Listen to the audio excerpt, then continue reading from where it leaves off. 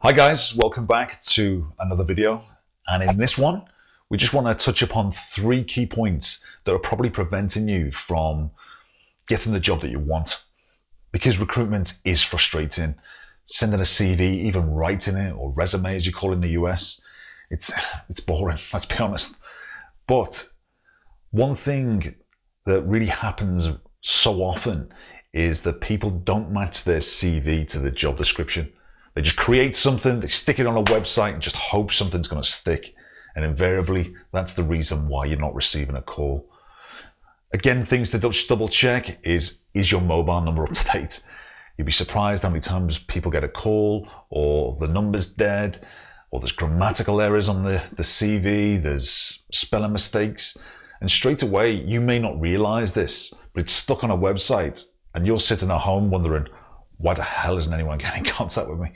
So check the spelling, make sure you assess spelling, grammar, and also make sure the real most important point I want to hammer home is make sure that the job that you're applying for matches up with what the organization wants. So that's what it's all about with assess.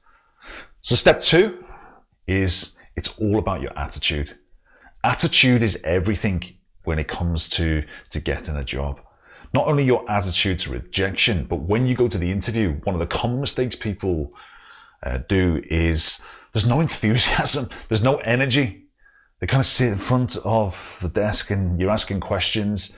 And if you've got to prod and you've got to probe and try and get information out of you, then you're not going to get the job, guys. So attitude is the most important thing. The basics of please and thank you, asking the person how they've got on, how things are going at work, have they had a good day, just making conversation. We appreciate that everybody's nervous, but the initial kind of conversation is just to try and help you relax, but you have to engage. And it's also important to remember that attitude just doesn't mean being nice to the person who's interviewing you, but also the people on reception, the security team. Everybody may be in on that interview, so it's really, really important that you show manners at all times, that you show a positive mental attitude. If you've applied for the job, it's got to be more than obviously the money situation. There has to be some sort of passion and desire for you to do the job. Otherwise, you'll get found out at interview stage.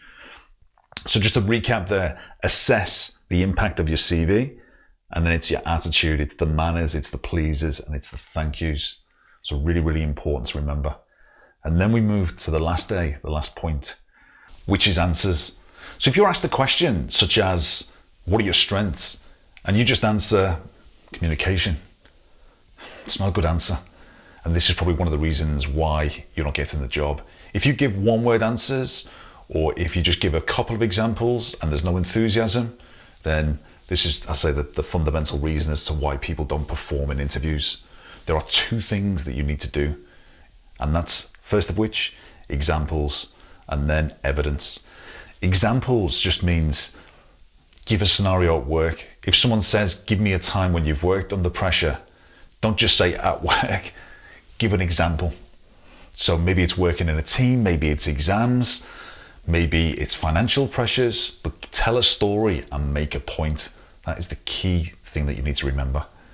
Evidence, anything you say, you've got to be willing to back up. If you say you're a great salesperson, then let's see the figures. If you say you're fantastic at customer service, then have you got any letters or any kind of communication from the company that you work for at the moment to back that up? If you say you have an incredible attendance record, then provide the evidence. So always remember, examples and evidence is what makes a great answer. So again, in summary, make sure that you assess the impact of your CV, make sure there's no spelling, grammar, make sure your number's up to date, and make sure the job description matches up to your CV. Next point then, obviously, is about attitude. Pleases, thank yous, manners go a hell of a long way. And finally, examples and evidence. Do those 3 things and you'll succeed more times than you fail. So as ever, thank you again for watching the video. Just like, subscribe at the bottom, and we'll see you again soon.